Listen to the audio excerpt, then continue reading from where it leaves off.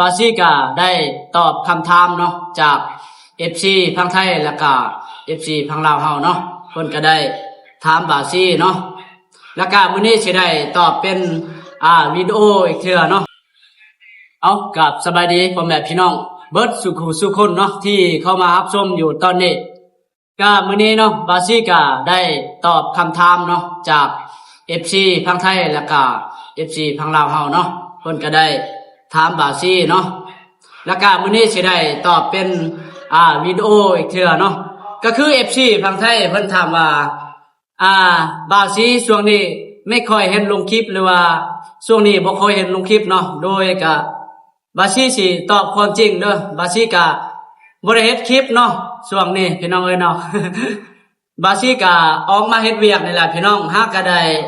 6มื้อ7มื้อแหละพี่น้องเนาะหาก็ได้6มื้อ7มื้อนี้แล้วมารับจ้างเฮ็ดเวียกอันนี้รับจ้างเป็นกรรมกรอยู่ในเมืองพี่น้องเอ้ยเนาะออกมาจากบ้านนาพุ่นแหละ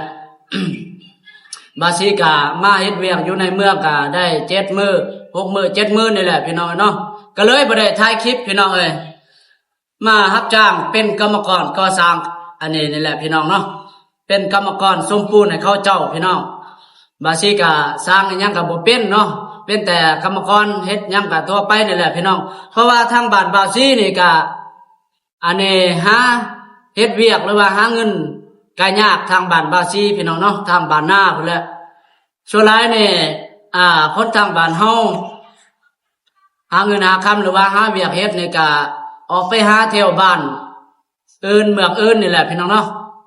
ตามบ้านตามเมืองนี่แหละ ครั้งแรกในชีวิตของปีนี้บาซี่ก็ได้มาเฮ็ดเวียกอยู่ในเมืองพี่น้องเนาะก็คืออยู่จังหวัดอัตตปือเนาะจากพี่น้องทางไทยเนาะ หลายๆ FC พี่น้องเพิ่นก็ได้ถามเนาะโดนแล้วบ่เห็นบาซี่ลงคลิปพี่น้องเนาะมื้อนี้บาซี่ก็มีโอกาสอีกแล้วได้ถ่ายคลิปเนาะขึ้นมาแต่เฮ็ดเวียกวังกี้พี่น้องแล้วก็บ่ทันได้กินข้าวน้ำเนาะก็ได้ถ่ายคลิปก่อนพี่น้องเนาะตอนเพลนนี่แหละก็ได้อันนี้ถ่ายคลิปก็ได้ตอบคำถามจาก FC พี่น้องเนาะเอาพี่น้องเนาะก่อนรับชมคลิปนี้เห็นคลิปนี้ก็อย่าลืมฝากเป็นกำลังใจนะเด้อพี่น้องเนาะ นี่มากับน้องชายทีมงานบ้านผู้โฮมพี่น้อง มาจากบ้านนานี่แหละออกมาเฮ็ดเวียกเนาะเพิ่นก็หามาอันนี้เฮ็ดเวียกหาก็มามื้อนี้มื้อแรกของเพิ่นมื้อนี้เพราะว่าบาซี่ก็บ่มีกรรมกรแล้วก็บ่มีหมู่เนาะเฮ็ดเวียกก็บ่ม่วนพี่น้องเนาะก็เลยได้ส่วนเพิ่นมาเฮ็ดเวียกอยู่นี่เนาะเพิ่นก็ได้ลูกมันแหละเด้ลกแล้วบ่ทำได้หมดครับแน่นบ่ขายมันอันนี้มันดิบหรือว่ามันแห้งมันเล่นไม่ดิบมันดิบโอ้ได้จักรถก็ต้องมาก็ได้รถหนึ่งแล้วได้รถหนึงรถเท่าใดมันดิบทางบ้านเฮาโลพวกนี้ โลละพันโลพันกีบพี่น้องเนาะโลละพันโลหนึ่งต่อพันกีบพี่น้องต่อ 1,000 กีบเนาะเดี๋ยวนี้1,100แล้วนี่คือเดี๋ยวนี้เนี่ยบ่มันแห้งเท่าใดล่ะราคาทางบ้านเฮา3,000แล้วโอ้โห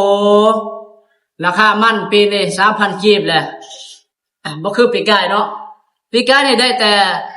โลนึง2,600ได้สุดเพลงปีกายนี่หลายเขาเจ้าปลูกนะปีนี้นี่บ่หลายเขาปลูกพี่น้อยเนาะเพราะว่า เขาเห็นราคามันปีกายหั่นมันบ่แพงก็เลยเขาบ่ได้ปลูกนะบาซี่ก็ยังได้ปลูกหน่อยเดียวได้ปีนี้ได้บ่หลายได้อยู่ประมาณต้น1 2ต้นนี่แหละเรียกเวียกเรียกงานนี่แล้วก็สิได้กลับ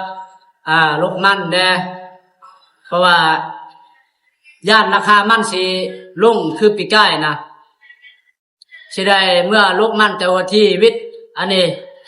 วันที่25พุ่นแหละฮอดวันที่25สิได้หยุดเวียกเนาะเพราะว่าใกล้สิฮอดบุญแล้วบุญอันนี้เขาดาวเนาะแม่นบ่ตอนรับปีใหม่ส่งท้ายปีเก่าบ่แม่นบ่แม่นเด้อเนาะคือสิของอันนี้ปี2026แหละใกล้สิฮอดแล้วพี่น้องเนาะ โดยพี่น้องเนาะก็เห็นคลิปนี้อีกครั้งเนาะบาซี่ก็ได้ขอกำลังใจอีกเทื่อพี่น้องเนาะก่อนรับชมก็อย่าลืมกดติดตามได้พี่น้องหรือว่ากดไลค์กดแชร์นะอย่าลืมคอมเมนต์นะพี่น้องเนาะใกล้สิอันนี้ใกล้สิฮอดบุญเลยเด้พี่น้องเอ้ยใกล้สิฮอดเข้าดาวแล้วเนาะ ต้อนรับปีใหม่ส่งท้ายปีเก่าแล้วเด้ทางบ้านเฮาจักสิปีใหม่ปีนี้จักสิคือลือจังได๋นะทางบ้านเฮาพี่น้อง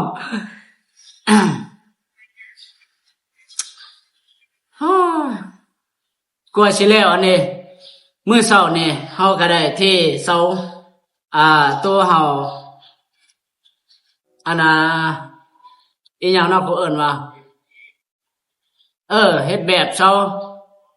วันนี้ก็บ่ได้มาเด้อวันนี้เพราะว่าหัวหน้าก็เพิ่นขอฝากเวียกวันนี้เพิ่นได้หยุดเวียกบาสิก็มาแต่เช้าวันนี้มาฮอดพี่ก็บ่เห็นหัวหน้ากับอันนี้กรรมกรไอ้น้องเฮาเนาะบ่เห็นเพิ่นมาบาสิก็นั่งท่าจนว่า 7:00 นวันนี้นั่งท่ามองนี่นั่นแหละพอดีบาสิก็ได้โทรหาหัวหน้าเนาะเพิ่นว่ากรรมกรเฮามาครบหรือบ่หรือว่ากรรมกรเฮามาจักคนมื้อนี้เขาว่าพอดีบาสิก็ว่ามาแต่ผู้เดียวน้องนั่นแหละบ่เห็นกรรมกรไอ้น้องเฮามาเพิ่นว่าพอดีหัวหน้าก็ว่าคันซั่นมีแต่ว่าเฮาพักเวียกมื้อนี้เพราะว่าเพิ่นได้ออกมื้อหน้าเด้วันนี้เพิ่นก็พาเวียกครอบครัวเด้วันนี้ก็เลยบ่ได้เฮ็ดนะหาก็เริ่มมาเฮ็ดมื้อนี้ได้ทอกเสาเรียบร้อยแล้ว4เสา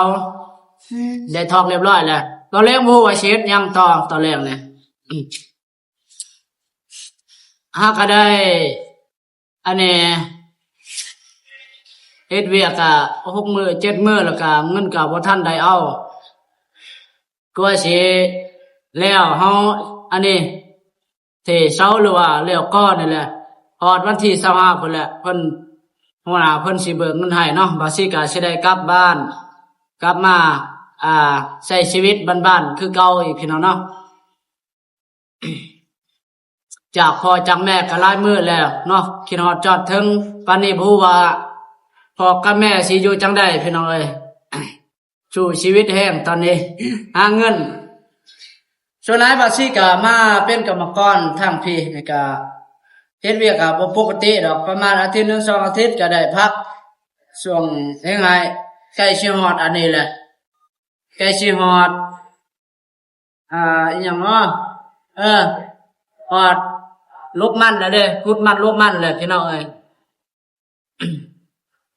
ฝากติดตามด้วยเด้อพี่น้องเนาะไก่อันนี้บาสิก็สิได้กลับบ้านแล้วก็สิได้เมื่อเฮ็ดคลิปลบมันนี่พี่น้องเนาะแล้วก็หาอยู่หากินนั่นแหละบางอันนี้บางคนหรือว่าบาง FC เนาะบ่ทันได้ฮู้จักกับบาสิก็อย่าลืมคอมเมนต์ก็อย่าลืมทักทายแด่พี่น้องเนาะโดนๆเทื่อนึงบ่ได้เฮ็ดคลิปก็หลายมื้อแล้วพี่น้องเนาะคิดฮอดจอดเทิง FC แด่หลายๆคนเนาะ ทีมเฮานี่ส่วนหลายนี่อันนี้ยอดวิวบ่ค่อยขึ้นพี่น้องเอ้ยจักมันเป็นน้ำหยังหรือว่าเป็นน้ำเฮาอันนี้ลงคลิปบ่สม่ำเสมอหรือว่าจังไดพี่น้องเนาะบาสิก็ยังบ่ทันมีความรู้หลายอย่างเนาะได้บ่มีความรู้อีหยังพี่น้องเอ้ยเนาะก็เลยได้ถ่ายคลิปแบบบ่ปกติเด้เฮาลงคลิปน่ะลงคลิปบ่สม่ำเสมอเพราะว่าเฮา1มาเฮาเฮ็ดคลิปได้2มาเฮาก็หาเงินได้ก็เลยบ่ได้ลงสม่ำเสมอพี่น้องเนาะก็อย่าลืมอันนี้ฝากกดไลค์กดแชร์นะเด้อพี่น้องเนาะไปที่เข้ามารับชมอยู่ตอนนี้มาแวะๆเป็นกำลังใจเนาะคลิปนี้ก็ช่องบ่าวศรีนี่ก็เกี่ยวกับวิถีชีวิตแล้วก็ใช้ชีวิตปัจจุบันนี่แหละเนาะประจำวันหรือว่าคลิปเกี่ยวกับอันนี้หาอยู่หากินพี่น้องเนาะบางคนก็บ่มักก็บ่เป็นหยังเนาะบางคนก็มักก็ อย่าลืมคอมเมนต์ได้พี่น้องเนาะก็อย่าลืมกดไลค์กดแชร์ได้พี่น้องเนาะเกี่ยวกับวิถีชีวิตแล้วก็อันนี้อายุหากิน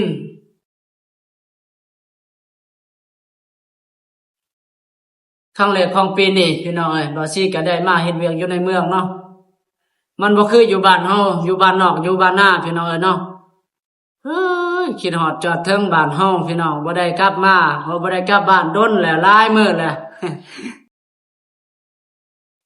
เอาพี่น้องเนาะก็บาซี่ก็ได้ตอบคำถามสำนี้ไปก่อนพี่น้อง เพราะว่าคือเห็นนี่แหละพี่น้องเนาะบาซี่ก็ค่าเฮ็ดเวียกหารับจ้างอยู่ในเมืองนี่แหละเนาะก็เลยบ่ได้ถ่ายคลิปแล้วก็บ่ได้อัปเดตคลิปบ่ได้ลงคลิปให้พี่น้องได้ไปชมภาพบรรยากาศอยู่บ้านนอกบ้านนาพี่น้องเนาะก็จะได้กับบาซี่ก็ขอบใจหลายๆจากพี่น้องหรือว่า FC ฝั่งไทยเนาะหรือว่าฝั่งลาวแล้วก็ต่างประเทศเนาะที่รับชมคลิปเฮาอยู่ตอนนี้เนาะก็บาซี่ก็ขอบคุณขอบใจหลายๆอีกครั้งพี่น้องเนาะ นะพี่น้องเนาะก็อันนี้บาซี่ก็ได้ตอบอันนี้ FC สำเร็จไปก่อนพี่น้องแล้วก็ได้พาพี่พาน้องหรือว่าสิได้อันนี้กินข้าวอีกพี่น้องเนาะเพราะว่าข้าวเพ็ญก็บ่ทันได้กินพี่น้องเนาะน้องชายเพิ่นก็หิวข้าวแล้วนี่ บ่ทันได้กินข้าวพี่น้องเอ้ย บ่มีแนวกินพี่น้องมื้อนี้มีแต่ข้าวกับอันนี้จำเจียวมักพริกนี่แหละอดไปก่อนช่วงนี้บ่มีงบกินข้าวเหนียวจำเจียวปลาแดกบ่มีแนวกินมื้อนี้คักๆไอ้เลยหาอยู่หากินก็ยากทางนี้บาซี่ก็บ่จักหาอยู่หากินแลเนาะก็เลยซุมื้อนี้ได้ยืมเงินหัวหน้าพุ่นละหาซื้อแนวกินนี่มื้อนี้นี่จุกแห้งแล้วบ่มีแนวกินแล้วมื้อนี้นี่มื้ออื่นบ่ฮู้จักสิกินกับหยังแหละเฮาก็ยืมเงินหัวหน้าก็หลายเติบแล้วเด้หลายพอสมควรแล้วบ่กล้ายืมน่ะย้านบ่มีงบสิกลับบ้านน่ะ ก็เลยบ่กล้ายืมนายนะพี่น้องมีแต่ว่าบาซี่ก็อันนี้เนาะกับน้องชายอันนี้กินข้าวกินน้ำก่อนแล้วก็ขอบใจหลายๆเนาะ FC พี่น้องฝั่งไทยแล้วก็ฝั่งลาวเนาะที่เพิ่นมารับชมอยู่ตอนนี้ก็สำหรับคลิปนี้บาซี่ก็ได้อัปเดตหรือว่าได้ตอบคำถามพี่น้องเนาะสำนี้ไปก่อนพี่น้องเนาะ